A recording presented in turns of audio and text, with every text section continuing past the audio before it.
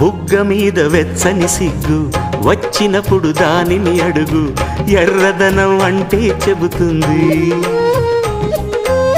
పెదవి కొమ్మ పూసిన పువ్వు అందమైన నీ చిరునవ్వు, తెల్ల రంగు అట్టా ఉంటుంది. నీలో నిలువున పులకలు రేగిన వేళ నువ్వే పచ్చని పైరువు అవుతావమ్మా.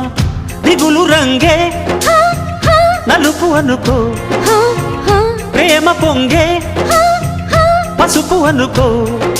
భావాలను గమనిస్తుంటే ప్రతి రంగును చూస్తున్నట్టే, చూపులు ఎవరివైనా చూపించే లోకం ఒకటి.